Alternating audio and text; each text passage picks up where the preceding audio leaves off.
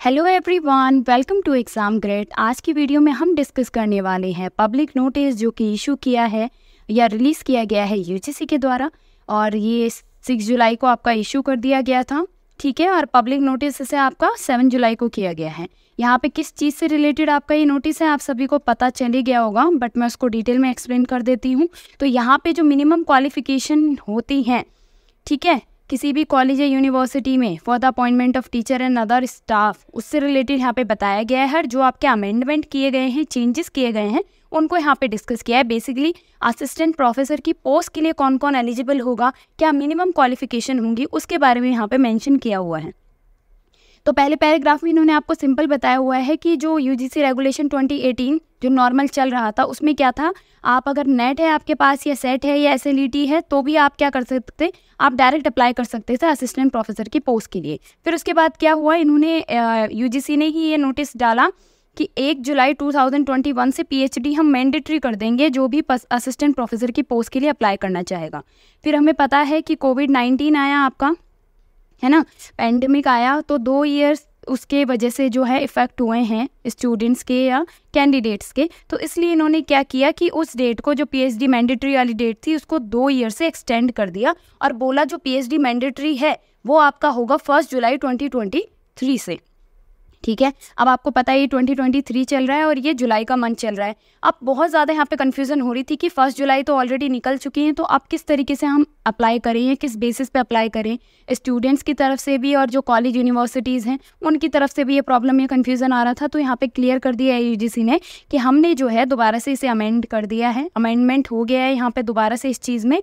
और यहाँ पे फिर से आपका वही चीज़ है कि यहाँ पे इन्होंने नेट, सेट और एसएलईटी को ही बेसिक जो है मिनिमम एलिजिबिलिटी क्राइटेरिया बना दिया है अगर आप असिस्टेंट प्रोफेसर की पोस्ट के लिए अप्लाई करना चाहते हो।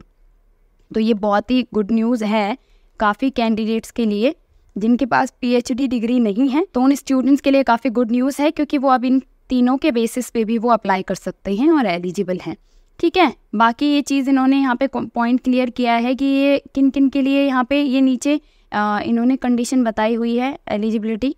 तो ये जो भी डिसिप्लिन आर्ट्स से हैं, कॉमर्स से हैं, humanities, education, law, social science, science, languages, library science, physical education, journalism and mass communication से जो हैं उनके लिए यहाँ पे इन्होंने दोबारा से यूजीसी रेगुलेशन के अंडर रिप्रोड्यूस किया है आपका क्या क्वालिफिकेशन या मिनिमम एलिजिबिलिटी। तो वही है सेम जो पहला था कि मास्टर डिग्री होनी चाहिए 55% मार्क्स के साथ, ये तो होना ही चाहिए पहला।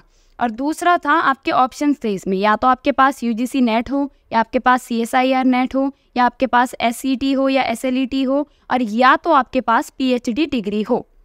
ये मैं ऑलरेडी हर एक वीडियो में डिस्कस करती हूँ जब मैं असिस्टेंट प्रोफेसर की वैकेंसी वगैरह से रिलेटेड वीडियो बनाती हूँ। तो वही है यहाँ पे कि यहाँ पे इन्होंने सीधा सीधा बता दिया आपको, सेम वही कर दिया है इन्होंने जो पहले था, है ना।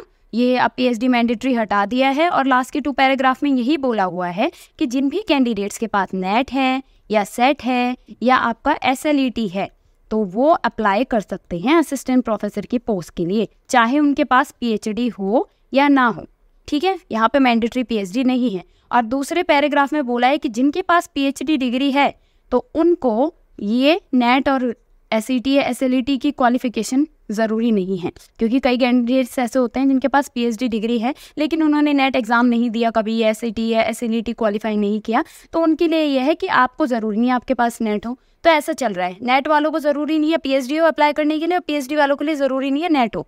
तो सीधे सीधे आप, अगर आपके पास डायरेक्ट पीएचडी है तो भी अप्लाई कर सकते हो, और अगर आपके पास केवल नेट, एसईटी, एसएलईटी है तो भी आप असिस्टेंट प्रोफेसर की पोस्ट के लिए अप्लाई कर सकते हो।